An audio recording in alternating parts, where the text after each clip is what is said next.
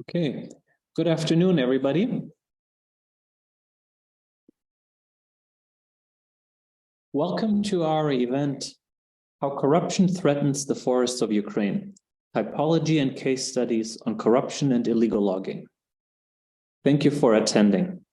My name is Juhani Grossmann, and I'm the team leader for the Green Corruption Program, as well as Senior Advisor for Central and Eastern Europe at the Basel Institute on Governance, and I'll be moderating this discussion on our brand new report that was published yesterday. We have fantastic speakers today, both the authors of the report and government and civil society experts who will provide feedback on the discussions. And we have translators working to make the event more convenient for all participants. Please click the translation button at the bottom of your screen and select the language you prefer to hear, as we'll be switching back and forth between languages. У нас працюють перекладачі, щоб зробити захід. Будь ласка, натисніть кнопку перекладачу внизу екрана та виберіть мову, яку ви бажаєте почути. Оскільки ми будемо використовувати як українську, так і англійську. Okay, so first of all, I have a great pleasure to welcome our opening remarks speaker, who is Claudio Nardi, the counselor at the Division of Economic Affairs and Development of the Office for Foreign Affairs of the Principality of Liechtenstein. The Principality of Liechtenstein has been a long-standing supporter of our Green Corruption Program at the Basel Institute. And we're very pleased to have their support also in the production of this report. Claudio, over to you. Thank you so much for the floor, Juhani. It's such a great pleasure to be with you today. And indeed, we're a proud supporter of the Basel Institute on Governance and are extremely proud to be invited to deliver this opening remarks. And I should also congratulate Amanda and her team for drafting such a comprehensive report. Well, colleagues, first and foremost, wish to reaffirm Liechtenstein's unwavering solidarity with Ukraine. Ending Russia's aggression and ensuring full accountability for it are of utmost importance. This is both in the interest of peace and security, as well as to safeguard the rules-based international order. Ukraine's task of preserving and governing its forests becomes much clearer if we look at the staggering numbers before us. Ukraine's forests cover over 10 million hectares. Compared to Liechtenstein's neighbors, this is 1.2 times the size of Austria, or 2.5 times the size of Switzerland. In Liechtenstein, forests play a critical role too. Almost half of our country is covered by them, and they are key to protect us from natural hazards and maintain our rich biodiversity. Unfortunately, Russia's aggression has drastically raised the stakes for Ukraine's forests and the communities that depend on them. Forests have become an increasingly valuable resource for generating heat. Bearing in mind Russia's illegal attacks on Ukraine's energy infrastructure, we have also to bear in mind that Ukraine's forests have a critical role to play in supporting the country's reconstruction efforts. At the same time, the forestry sector in Ukraine faces significant challenges which threaten Ukraine's ability to contribute to its economic recovery. We understand from the Basel Institute that the creation of the new state-owned enterprise, Forests of Ukraine, is a positive step, but of course much more action is needed. This new report is therefore very timely. Based on pre-war case studies, the report identifies the main corruption patterns in Ukraine's forestry sector. It makes important prevention and governance recommendations. It also paves the way for actions that can be taken now in order to support the sustainable use of forests in the context of reconstruction. And I hope that this report will be a useful tool to facilitate discussions between national stakeholders and international partners. And of course, the report is also a great starting point for a broader conversation on environmental corruption. It initiates the Environmental Corruption Deep Dive series, a new research project of the Green Corruption Program at the Basel Institute. The series aims to raise awareness of all negative effects of environmental corruption. The series also seeks to identify patterns and precisely show how corruption facilitates environmental crimes across the world. Colleagues, we are a very proud supporter and long-standing supporter of the Green Corruption Program at the Basel Institute, and we very much look forward to continuing our financial cooperation with them. Initiatives such as the Deep Dive series are only but one example of the program's high quality and relevance. I now look forward to hearing more from our distinguished speakers on the challenges and opportunities for preserving and governing Ukraine's forests. I thank you so much, and over to you, Juhani.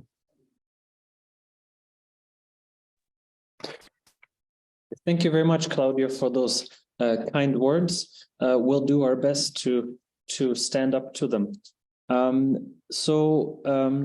I just wanted to take a few moments to establish the context of the report that we're working in, because we're bringing together essentially two complex issues at once.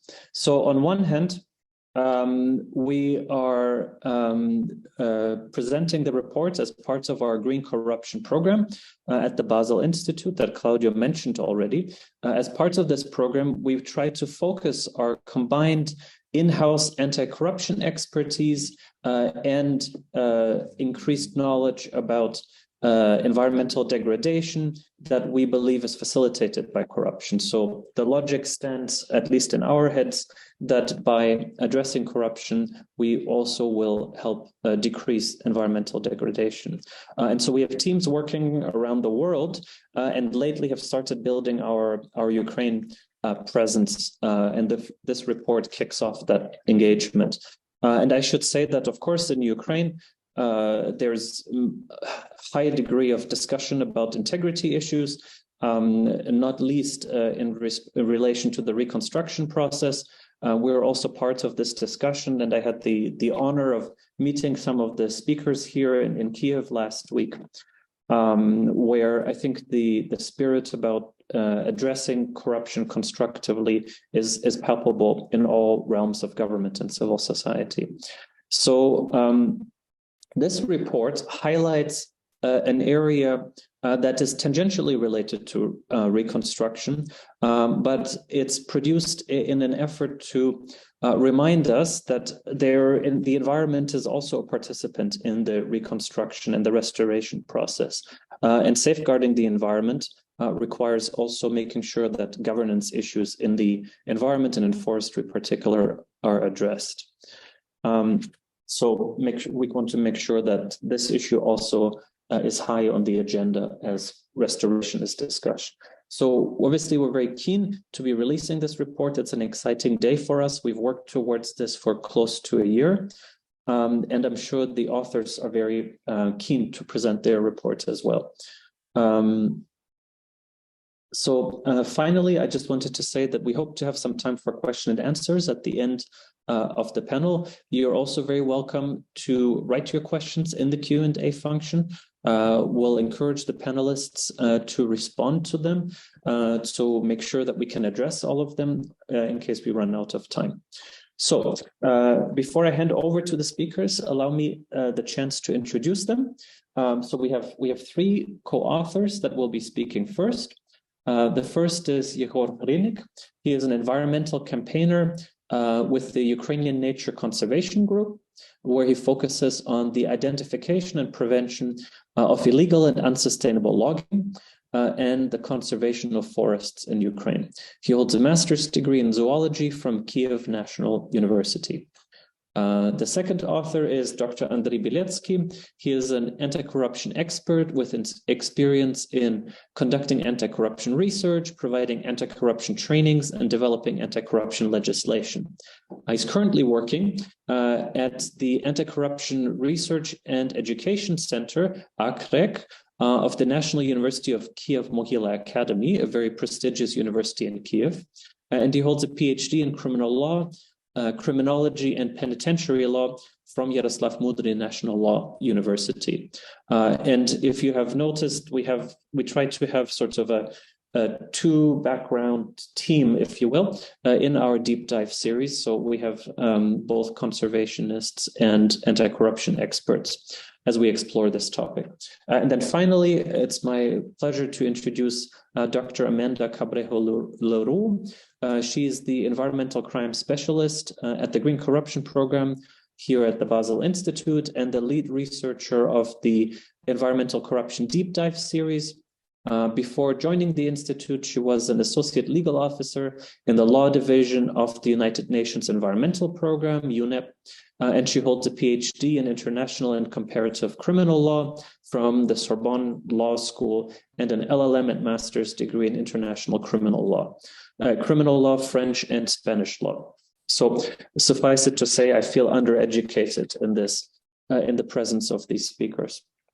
So now I'll hand over to the speakers to present the main findings of the report. You can, of course, also find it on our website if you haven't seen it yet. I'll ask my colleagues to paste the link in the comments box so you can all see it there. Amanda, over to you. Thank you very much, Juhani, for the introduction. So I'm just going to talk a little bit about the series that we're also starting with this first report and the methodology we've been using for this report, but we're also using for the other reports in the series. And then I will hand over to Andrea and Yehor to talk a bit more about the findings of the Ukraine report. So just to say it very quickly, and Claudio already introduced the environmental corruption deep dive series. So what we're trying to do is indeed to start and grow the conversation around how corruption is a key factor in environmental crimes.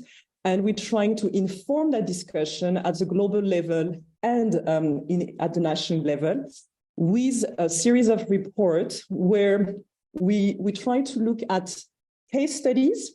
So that was a starting point in terms of methodology, identifying cases and then prioritizing those cases to find what are the patterns when we're talking about corruption as a factor of environmental crime. What are concretely the mechanisms? What are concretely the patterns that we can identify? And hopefully, doing this study across different countries and across different types of environmental crimes will allow us to understand better and get a full picture, a full typology of this relation, this nexus between corruption and environmental crimes. And something that's very important for us to conduct these studies is really to bridge those two communities, anti-corruption community and conservation community, and to have this dialogue already at the level of the research. So for each report, we have an expert in anti-corruption and an expert in environmental issues. And here we've been very lucky to find Andrea and Yehor, who have both done an amazing work, really finding the information and having this dialogue together to learn from each other and to find a way to address the questions I was asking as part of the deep dive series. So yeah, that's what I wanted to mention. Focus on cases, focus on the dialogue between the two sectors, and also looking at getting the voices of different stakeholders through interviews that were conducted to get the understanding from different parts of society of what is happening. You've seen the report. We've highlighting a lot of challenges, and of course, the situation has changed. So we're talking mostly about cases that were happening before the current war situation. And we really hope this can become the basis for conversation on how to build better in the future. Thank you very much. And I hand over to Andrea to start presenting the finding, And maybe Andrew and Yehor, I'm not sure who is going to start with the presentation of the findings. Me from my side, I'm going to just share the presentation, and I think Yehor is going to start with it. So hello everyone, nice to see you all here. As Juhani kindly mentioned, my name is Yehor Hrynyk. I'm an environmental campaigner from Ukrainian Nature Conservation Group. We're gonna now to briefly present our findings from the report. Andrei, can you please change the slide? Before we start with the issues of illegal logging and corruption, I would like to briefly introduce to you the situation with the forests of Ukraine, because not everyone is aware about it. So basically, the forests in Ukraine are unevenly distributed among the country. The most forested regions, as you can see on the slide, are northern Ukraine and western Ukraine, mainly the Carpathian Mountains. Ukrainian forests are also under different subject of management. Most of Ukrainian forests are state-owned. This is kind of 87% of Ukrainian forests. Another 13% of Ukrainian forests are community-owned and managed, and the share of private forests in Ukraine is less than 1%, so it's negligible. Next slide, please. There are certain governmental and not governmental bodies who are in charge on forest management or forest governance in that or other way. One of the main of them is the Ministry of Environmental Protection and Natural Resources of Ukraine. Its responsibilities include formation of state forest policy and partially the implementation of the forest policy. Another important governmental body is the State Agency of Forest Resources of Ukraine. Its main responsibility is implementation of state forest policy, although sometimes these responsibilities are mixed, and sometimes the State Agency of Forest Resources is also doing policy formation. And on the ground level, there are so-called forest users, basically the organizations which are managing the forests on the ground. Most of the forests of Ukraine until 2023 were managed by the so-called state forest enterprises, state-owned companies managing the forest, and most of such state forest enterprises were under the control of the State Agency of Forest Resources. Now most of these state forest enterprises are being united into the state company Forest in Ukraine, although there are other types of forest management managers on the ground, for example, the community forest enterprises, the national parks, and other ones. Their main responsibility is forest management, so they are basically responsible for harvesting wood, for regeneration of forest, for wood trade, for protection of forest, and so on and so forth. Next slide, please. Speaking about the forest industry and forests in Ukraine, each year something like 17 to 20 millions of cubic meters of wood are being officially harvested in Ukraine. You can see from the graph that the trend is for a decrease of harvesting rate, and a huge portion of Ukrainian wood and wood products are being exported abroad. This year, as you can see from the diagram, the countries of the European Union are basically the main consumers of Ukrainian wood.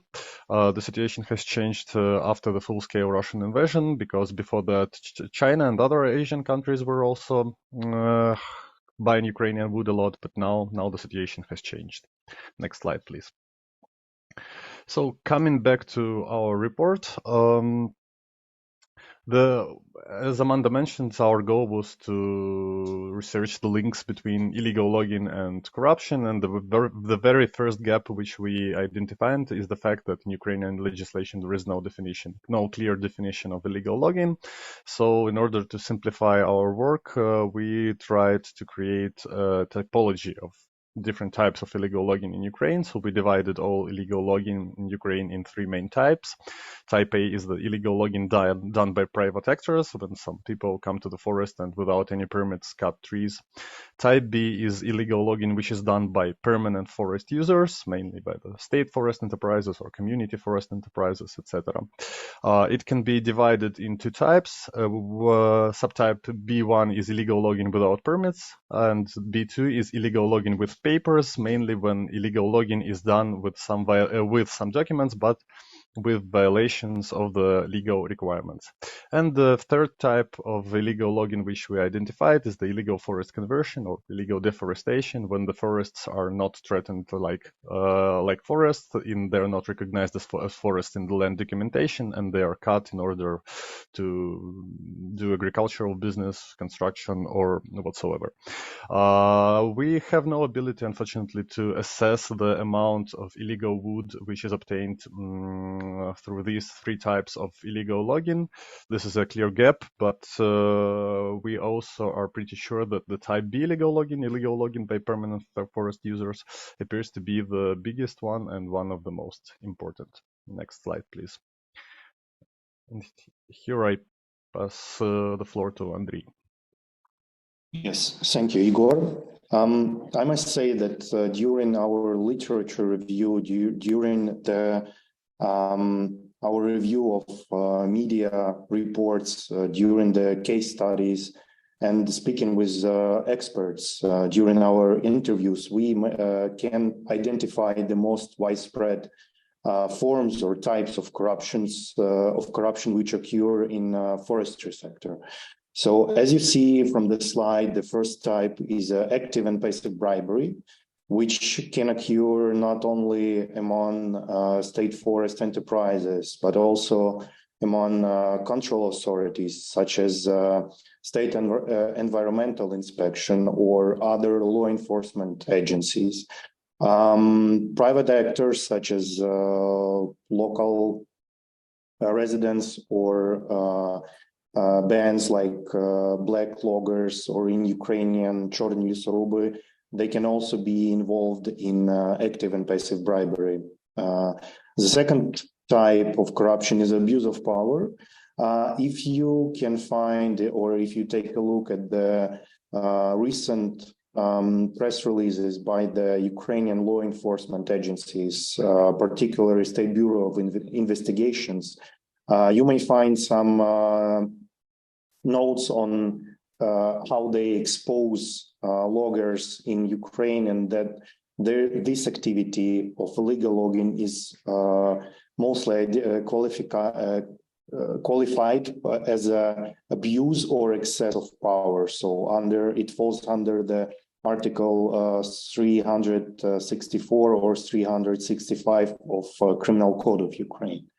We also identified that conflict of interest is widespread among the state forest management, because it occurs due to the fact that some of the forest actors, they are subordinate to each other, which may lead to the conflict of interest between them.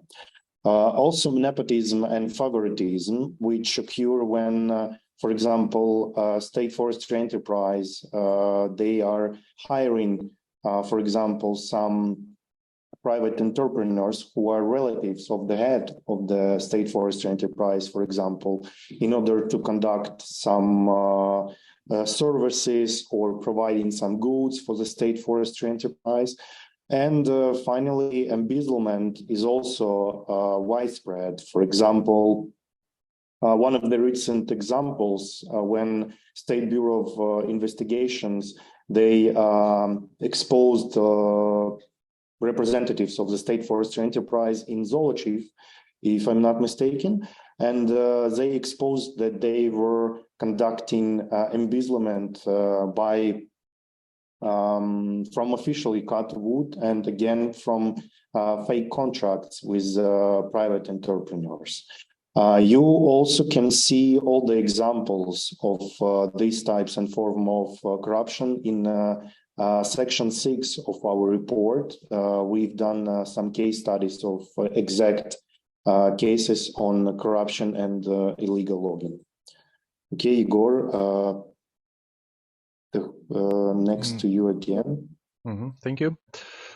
So basically, as Amanda and Andriy mentioned, we didn't only research the documents, we also had a lot of interviews with experts from different backgrounds, and altogether it allowed us to identify key corruption drivers leading to illegal logging, because one of our main findings is that illegal logging in Ukraine is fueled very much by the corruption, and so the share of the corruption-driven illegal logging is extremely high.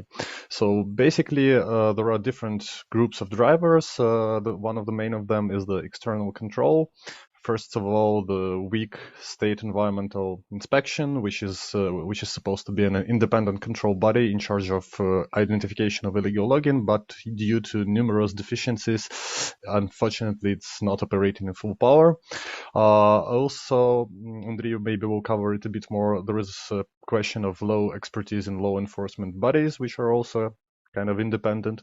And now there is also an issue of low transparency, because in a lot of cases we, for example, as civil society, have no ability for wood tracing. We don't have access to public lands, permits, and so on and so forth. There are also drivers inside the forest management system. The very first and the very obvious is the conflicts of interest inside forest management system. For example, there is a structure called the State Forest Guard, which in theory is responsible for identification of illegal logging, but in practice it is composed of the people who are employed in state forest enterprises, and it basically exists under a huge conflict of interest. There is another example which we cover in the report, the example of forest pathologists. They also suffer from conflicts of interest, and this leads to illegal sanitary logging of healthy trees, which is a very common illegal logging in the Carpathians and all over Ukraine. There is also a problem of low transparency in staff appointment, and there are also indirect issues which also contribute to illegal logging and corruption. The very first of them is the low governmental capacity, because what we observe is that in a lot of governmental bodies, there are not enough people and not enough resources to fight with corruption and illegal logging. As Amanda kindly mentioned, most of our findings are based on the pre-war situation, so on the cases which happened before 2022. Of course, a lot has changed, and for example, in relation to full-scale Russian invasion, for example, the moratorium on the environmental inspection, which is not complete, but also can lead to higher presence of illegal logging. There is also an issue of lower transparency due to the war, and also an issue of lower capacity within the government and civil society, which is also obviously caused by the war. There are also EU-related changes, because, as you all know, Ukraine obtained a candidate status for EU membership and a lot of support from the EU. And as I mentioned before, EU remains the largest consumer of Ukrainian wood products, so it also changes the situation a bit. And also the forestry governance, as I said in the beginning, now the state forest enterprises under management of the State Agency of Forest Resources are being united into one single company, Forests of Ukraine. This reform is far from its finish, so it also creates a lot of possibilities for improvement. Next slide, please. The report also includes the section with the recommendations. I will not go deeply into them, but there are recommendations to national authorities and recommendations to EU authorities and civil society actors, mainly the environmental control reform, the removal of conflicts of interest, increasing transparency, and so on and so forth. And we also believe that the European Union also can play a big role in eliminating of the corruption in forestry sector of Ukraine with better law enforcement and with technical and other support to reforms in Ukraine. Okay, and now I will stop for a minute on talking about the strengthening the capacities of law enforcement bodies and anti-corruption control in the forestry sector. So during our interviews and studying the materials, we identified that some government authorities have done not a systematic work on implementing the standards of anti-corruption compliance in the forestry sector. So, for example, we know that NACP has done not so much work on working with a so-called authorized person in a forestry sector. So also we identified the needs to conduct assessment of corruption risk in the forestry sector, which could again lead to a establishing of the better anti-corruption policy in forestry sector. Of course, we need to strengthen the capacities of law enforcement body which are involved in the investigation of illegal logging and which is combined with corruption cases, because it's easy for some law enforcement officials to investigate, for example, corruption, but they lack knowledge on forestry and how the trees were cut, for example, whether the permits were obtained legally or illegally. So it is also crucial to strengthen their capacities in this way. And I will also add one last conclusion from my side. As everywhere, the issue of corruption and illegal logging in Ukraine is, of course, a very complex issue. As everywhere, there are no easy solutions, there are no silver bullets, and there are different approaches which are needed to combat the problem. So there is definitely a very strong need for cooperation between national authorities, between civil society, both in Ukraine and abroad, and of course with EU authorities and bodies. Thank you very much. Okay, great. Thank you so much to Andrei and Yehor. The insights were really quite stunning. For me, in particular, I find it a very useful exercise because, and I think this is what we're going to discuss in the second half of this this conversation.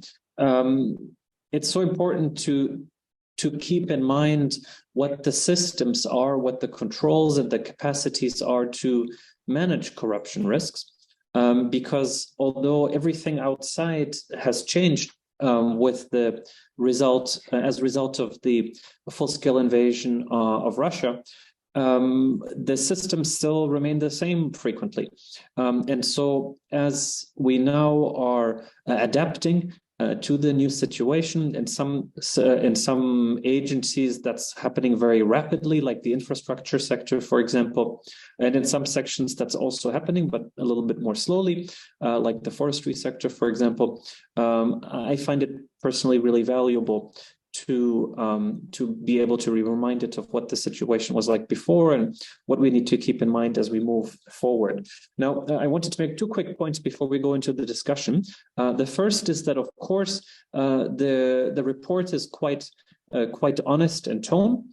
We had a few discussions about this inside our office, how careful or cautious we need to be and how straightforward we can be. And we felt that we essentially landed on the point that this is no time for excessive politeness.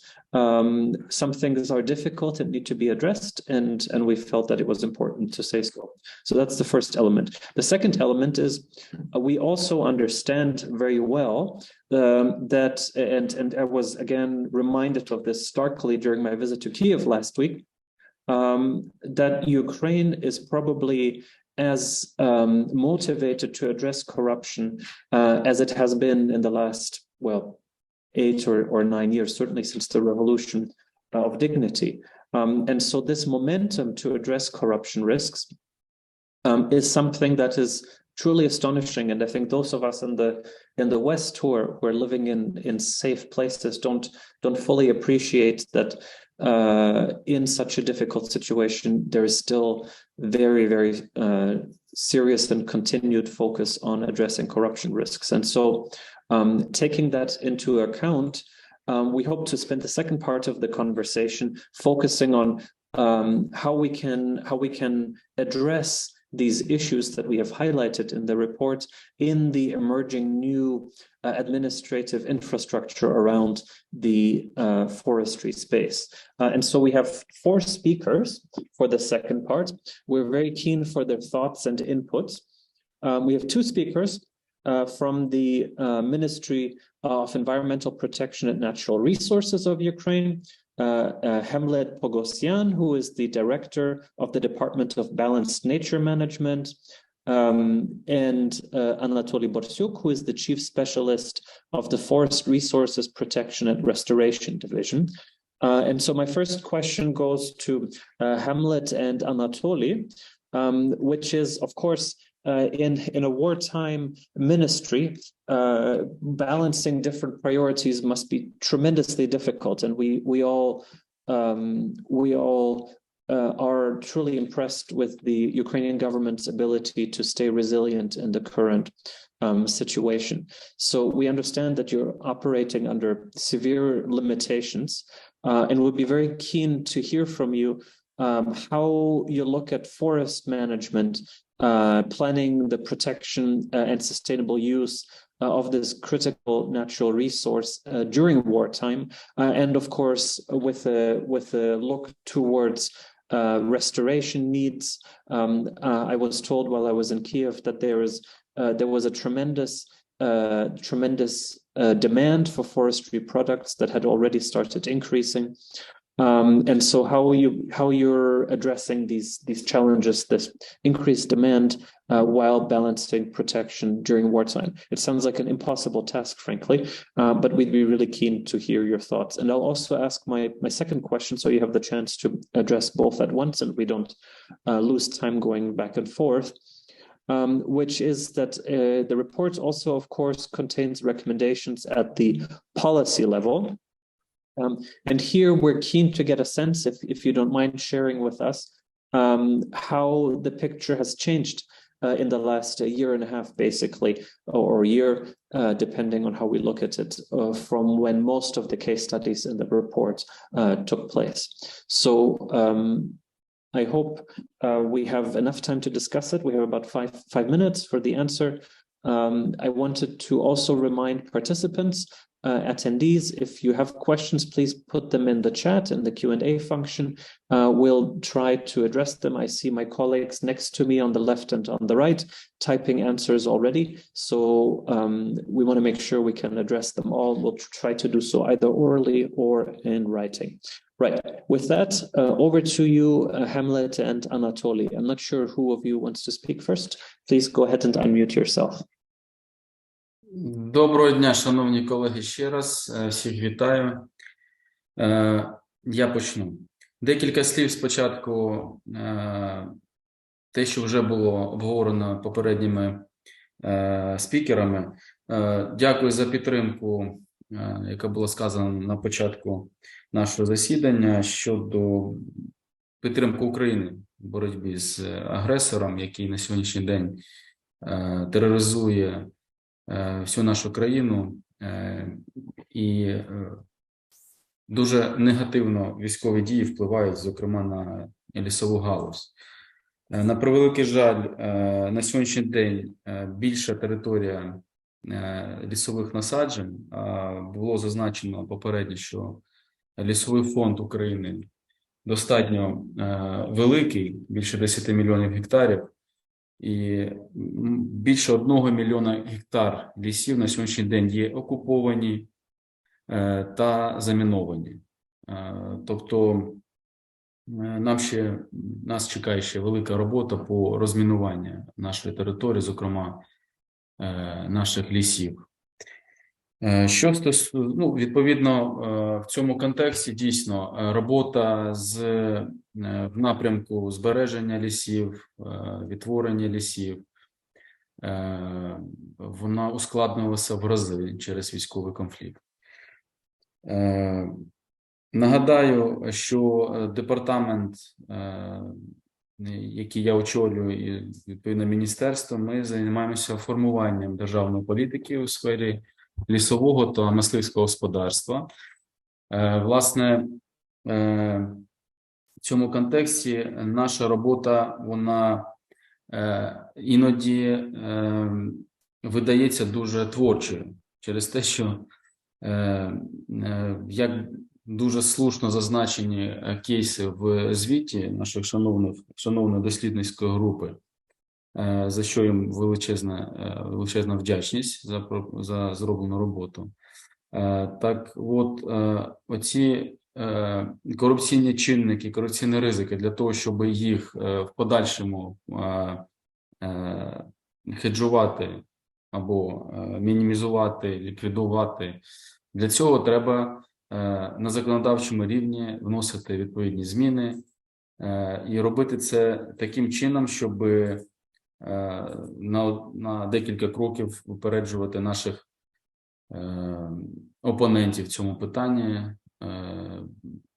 Я маю на увазі ті злочинні угрупування або взагалі ті корупційні суб'єкти, які цей процес порушують. Слід зазначити, що для збережень лісів нами розроблено, якщо беремо контекст збережень лісів, ми, не дивлячись на військові дії, на війну, продовжуємо свою кропітку роботу в напрямку розроблення законодавства, зміни, досконалення законодавства. Я зупинюсь на декількох важливих нормативних актах, які вже розроблені і схвалені, прийняті урядом, і ті, які зараз з нами розробляються і узгоджуються. В контексті збережень лісів прийнят закон України про збереження лісів. В цьому законі розроблені положення, прийняті положення про збереження самосійних лісів.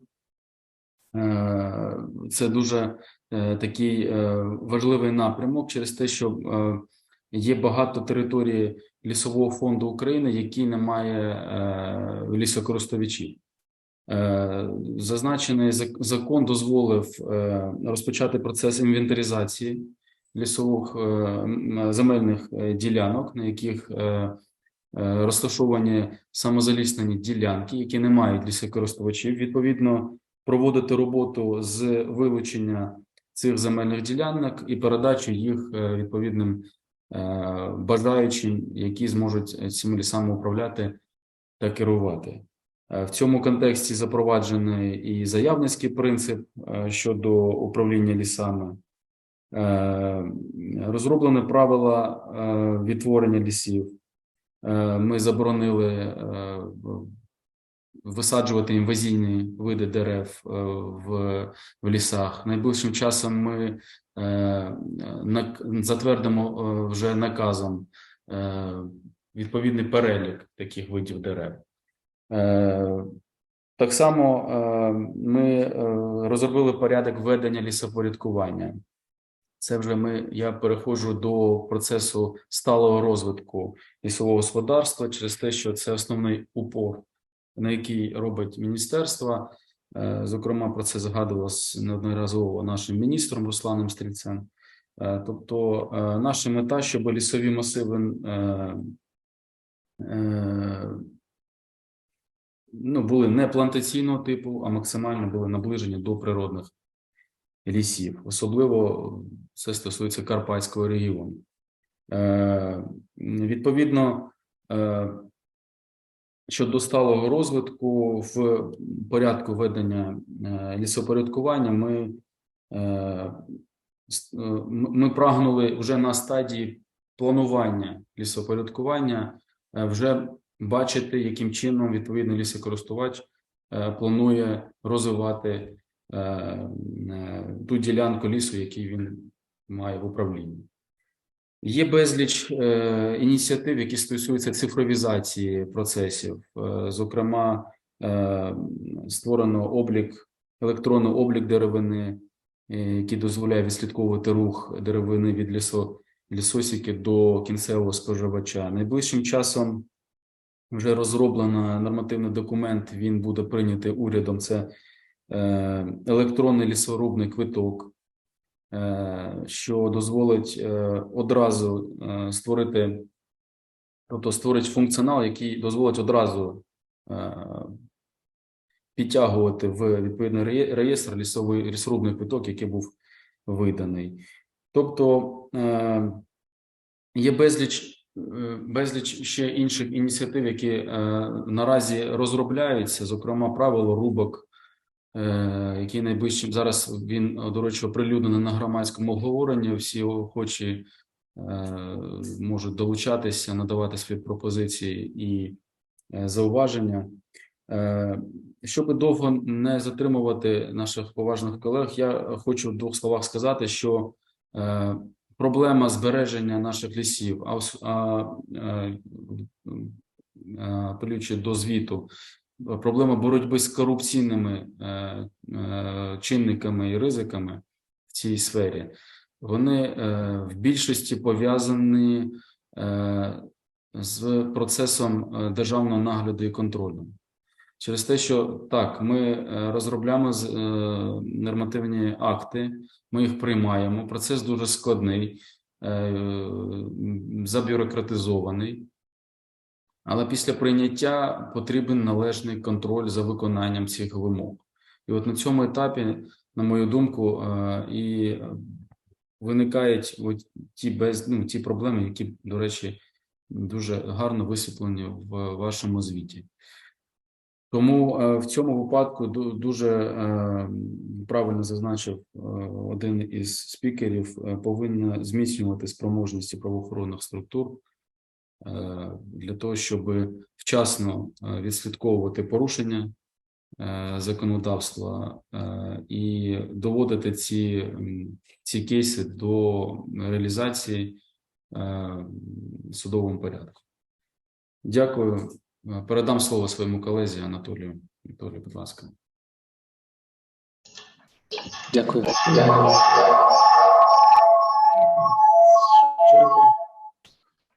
Хотів би додати єдине, що останнім часом міністерство працює в напрямку посилення залучення громадськості, в тому числі до планування заходів лісового господарства. Тобто ми максимально намагаємося підвищити прозорість лісового господарства.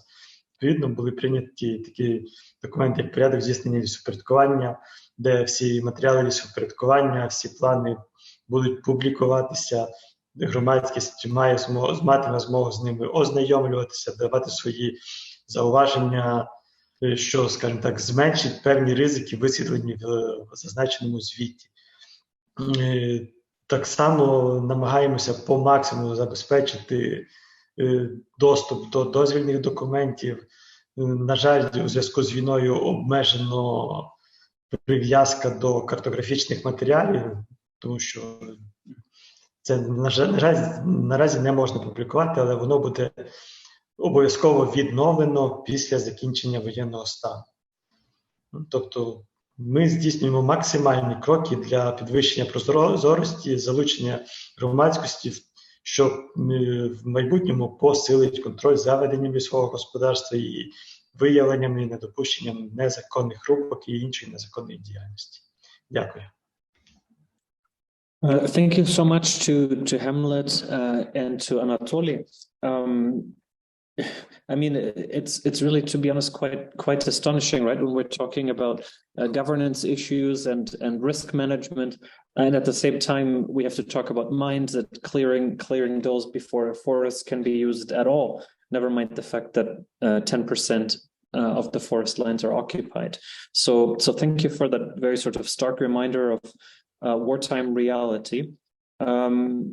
Also, I think it was great that you highlighted the fact that I think one of the big drivers of adaptation in this wartime reality, where logistics are so severely constrained, are the significant potential of digital tools. And of course, there's lots of very interesting research, including on the tagging and tracking and tracing of forestry products as an anti-corruption tool developed under the partner program that we work with, targeting natural resource corruption. And maybe I can ask my colleagues to also paste the links to that in the chat. And then finally, thank you also for the reminder about the issues about transparency and access to permits. This is, I think, a tug of war that is taking place in every society, but in, of course, Ukraine right now, it's a particularly challenging setup where decisions about transparency and of mapping and things like that become military risks as well as transparency priorities. So thank you for the feedback and the update about what's happening at the ministry. Okay, so our next speaker comes from the newly created state-owned enterprise that we mentioned earlier. Victoria Denyak is the head of the corruption prevention sector at Forests of Ukraine. Victoria and I had a fascinating discussion last week.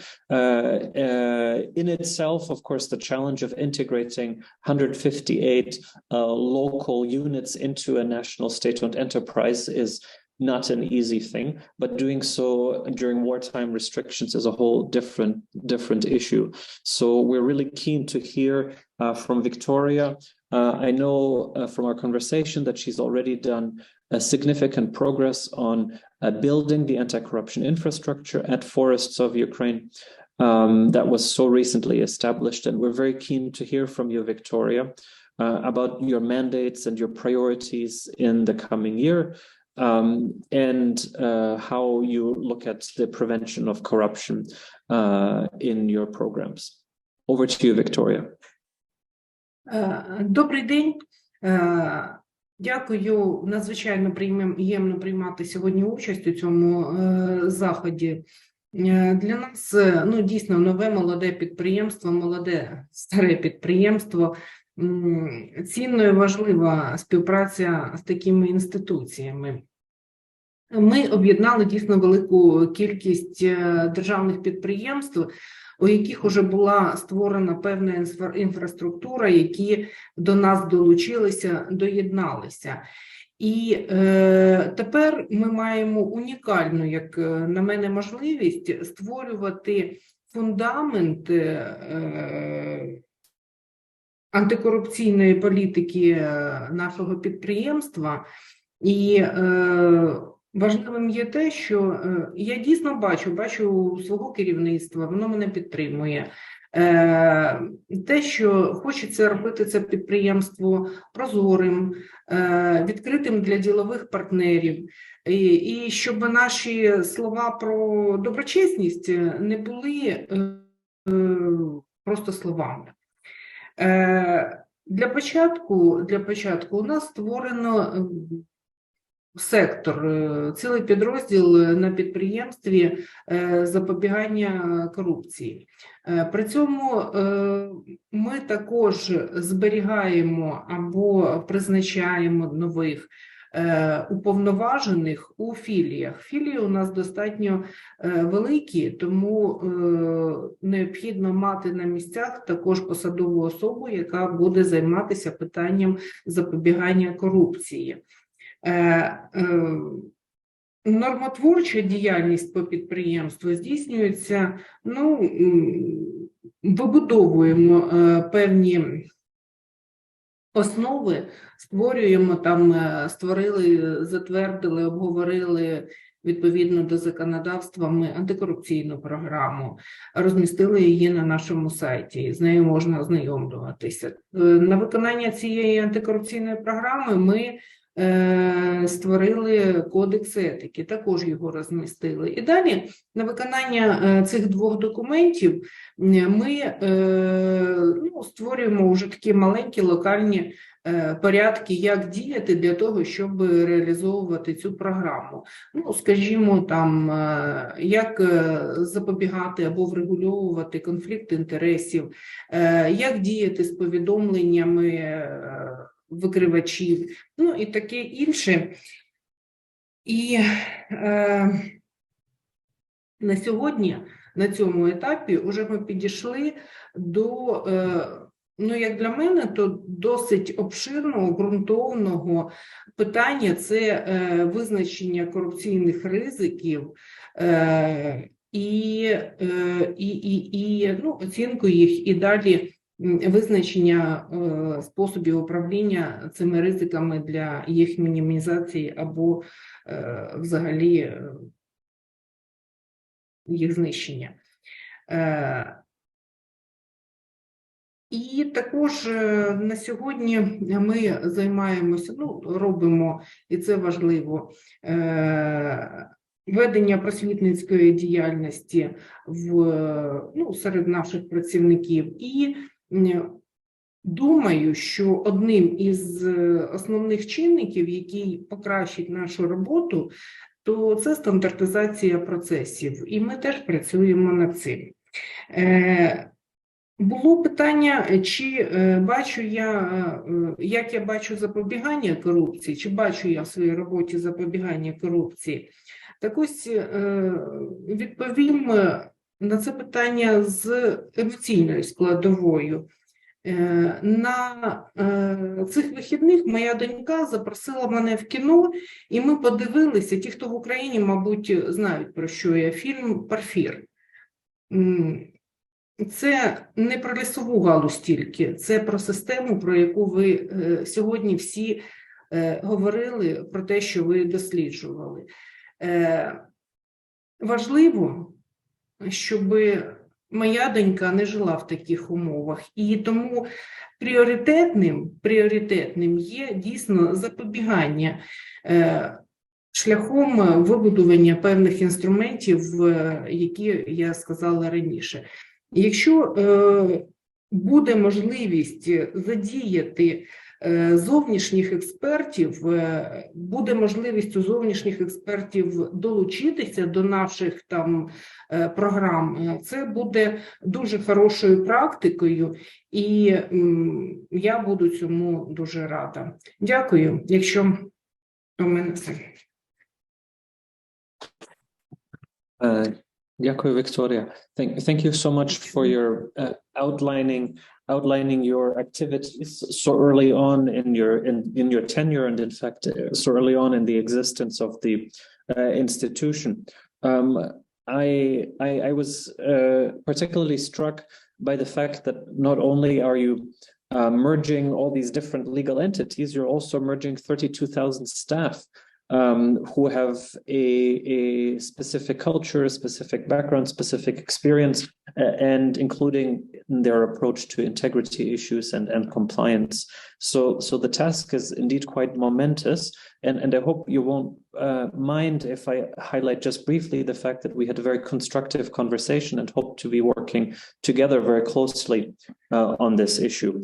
In particularly for me as a sort of certified anti-corruption nerd, I find the notion of assessing anti-corruption risks in a brand new agency in a very complex environmental sector absolutely fascinating, and look forward to working with you on that. So thank you again for your intervention here. All right, we're a little bit behind time, but that's okay, because we have one final and super knowledgeable speaker joining us. Yaroslav Teleshun also has a PhD. He is an associate professor in the Department of Political Science at Taras Shevchenko National University of Kyiv. So we have speakers from all the most illustrious educational establishments in Ukraine, it seems, today. And he is also a senior policy expert at WWF Ukraine. WWF has been a longtime partner of the Basel Institute in a range of programs, and we're very excited that it looks like we're now also able to work together in Ukraine. And so Yaroslav has done quite a lot of assessments around the political economy and corruption related to the environmental sector. And we're very keen to hear his views and his assessments. So if I may move over to the question, Yaroslav, from WWF Ukraine's perspective, do you think that the discussion on the reconstruction and restoration efforts are sufficiently address the matter of environmental corruption? Obviously, there is a whole new agency. There is lots of talks about strengthening the anti-corruption protection. And to what extent do you feel is the environmental corruption also being reflected? Finally, we're keen to hear about your focus in the forestry program. Perhaps there's some complementary elements here, and how you feel civil society can participate in the process of strengthening the governance of forests. I think we heard both from the Ministry of Environment and also from Forests of Ukraine that they're quite open to public feedback. So keen to hear from you how you see that working out in practice from your side. Yaroslav, over to you. Добрий день, шановні колеги. Перш за все, хотів би подякувати команді авторів, які підготували такий чудовий звіт, і, звичайно, команді всього Базельського університету за поєднання двох топ-важливих питань, власне, для України. З одного боку, це проблеми корупції, яка входить до трьох топ-основних проблем, які існують в українському суспільстві, і мова йде як до 24 лютого, так і після загальномасштабної агресії Російської Федерації проти України. Це, власне, корупція, це, власне, війна і це, власне, бідність. І з іншого боку, поєднання з такою проблемою, як шкода і захист довкілля. Власне, дуже часто зустрічав якраз і на міжнародному, і на національному рівні, що ці питання роз'єднують. Хоча ми повинні розуміти, що вони взаємопов'язані. І насправді достатньо тісно взаємопов'язані. З однієї простої причини. Українська економіка, на нашу превелику жаль, є ресурсною економікою. Відповідно, основним джерелом доходу для України і українців, які займаються тією чи іншою підприємницькою діяльністю, незалежно від того, чи вона законна чи ні, це отримання надприбутку за допомогою природної сфери і природи загалом. Відповідно, якщо ми навіть подивимося за статистикою, то за 2021 рік, згідно Державної митної служби, 2% всього експорту припадало на деревину. Тобто ми розуміємо, що це достатньо величезний обсяг тих фінансів, тих ресурсів, які отримала держава. І ми розуміємо, що в умовах відновлення України від наслідків війни це питання може стати ще більш актуальним. Актуальним з огляду на те, що інші сфери, зокрема теж природою пов'язані, які були джерелом отримання прибутку, вони, скажімо так, або зменшать свій експорт, або взагалі його не уможливлять.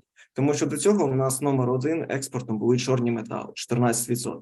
Але ми розуміємо, що чорні метали, перш за все, здобувалися на території, на які зараз або окуповані, або перебувають на лінії зіткнення Збройних сил України і армії Російської Федерації. Тому, відповідно, експорт таких речовин, він абсолютно неможливий. Тому, відповідно, і зростає загроза, що ліси можуть збільшитися після, власне, закінчення війни, кількість вирубки з метою отримання додаткового прибутку. Потім варто звернути взагалі, що в нас в Україні немає практики оцінювання екосистемних послуг, які надає нам природа. Відповідно, за підрахунками WWF, 185 мільярдів доларів, саме в таку суму оцінюються екосистемні послуги, які надає нам природа. Відповідно, для порівняння, щоб ви розуміли, наскільки це велика сума для України, орієнтовний валовий внутрішній продукт на кінець 2021 року складав в районі 200 мільярдів доларів. Тобто величезний обсяг послуг, які надає нам, власне, природа, багато в чому майже є співрозмірним валовому внутрішньому продукту нашої держави. На це теж треба зважати. Коли ми з вами говоримо так само про корупцію, то треба ще пам'ятати, що корупція насправді це системна проблема в Україні. І її не можна, на жаль, вирішити лише в одному окремому напрямку. У нас були чудові рекомендації, які навели автори цього звіту, але ми повинні розуміти, що тут повинна бути системна робота по всім напрямкам. Відповідно, один з чинників, який я зазначив, бідність так само впливає на рівень корупції в нашій країні. От загалом, якщо ми говоримо про корупцію, то її загалом в Україні можна поділити на два основних напрямки. Це корупція як інструмент виживання для частини населення, і інша корупція як інструмент отримання надприбутку. Жодним чином ми не викреслюємо, що той чи інший варіант є позитивним. Звичайно, ні. Вони обидва є протирічать закону і повинні каратися відповідно до чинного законодавства України. Але проблема, зокрема, зі збільшенням виробки пов'язана з тим, що у України і до 24 лютого, і тим паче, наприклад, існує безробіття. Відповідно, мешканці невеличких містечок, міст, вони залежні від тих же вирубок лісу. Вони отримують відповідну винагороду за мовчання або за участь як робітники у вирубленні того лісу. І це можливість їм отримати якісь кошти на виживання. Відповідно, зараз, згідно Національного банку України, приблизно оцінено, що 25-26% безробітних в Україні. Це приблизно 3 мільйони чоловік. Відповідно, це тільки з тих, хто залишився в Україні. Говорити про тих, хто виїхав, дещо складно, тому що їх не враховують. Відповідно, це дуже величезний відсоток. Відповідно, ми розуміємо, що якщо люди не мають засобів для життя і не створені умови, за допомогою яких вони легально могли б заробляти. Якщо з'являється така можливість, а зокрема ми перш за все, коли говоримо про ліси, ми говоримо про північні і західні території України, які менш постраждали від війни, є спокуса заробити гроші, власне, на нелегальному вирубуванні лісів. Тобто ми бачимо, що це є системна проблема, яка вирішується не тільки в окремому напрямку, а й, власне, повинна вирішитись системно по різним напрямкам, зокрема і соціально-економічного забезпечення громадян в Україні, зокрема і створенням робочих місць, зокрема і проясненням, тому що з одного боку люди долучаються до вирубання лісу, але з іншого тим самим унеможливлюють отримання прибутку, тому що так само з невеликих міст величезна кількість українців заробляє завдяки сезонній роботі, тобто збирання ягод, грибів, і тим самим створює собі передумови для того, щоб вижити протягом всього року. Відповідно, вирублюючи ліс, вони тим самим унеможливлюють заробляти і забезпечувати свою сім'ю. Тобто, коли ми з вами говоримо про вирубки лісів і загрози лісів, вона справді існує і дуже потужна. І з огляду на війну вона тільки загострюється. Загострюється і зараз, бо ми розуміємо, що не тільки громадяни використовують деревину задля отоплення і тому подібне, а так само використовують і військовослужбовці і тому подібне. Але в той же час і збільшуються ризики під час відновлення України вже після завершення війни. І, відповідно, для вирішення цих всіх глобальних проблем, що, як зазначив, це системна проблема, це не проблема окремого напрямку. Треба взаємна кооперація усіх заінтересованих сторін. Мова йде і про органи державної влади, і про громадянське суспільство і тому подібне. Бо здається, що зараз, з огляду на війну, жодна сторона не має ресурсності в повною мірою, щоб вирішити це питання. Лише тільки взаємодія всіх інституцій, вона здатна дати той результат, який потрібен. І загалом на рівні всього суспільства. Тут варто зазначити, що ми повинні над цим працювати, і, власне, громадянське суспільство може поділитися своєю, знову ж, експертизою. І експертизою мова йде як про рівень, зокрема, і ведення людського господарства, так і рівень, зокрема, і законодавства.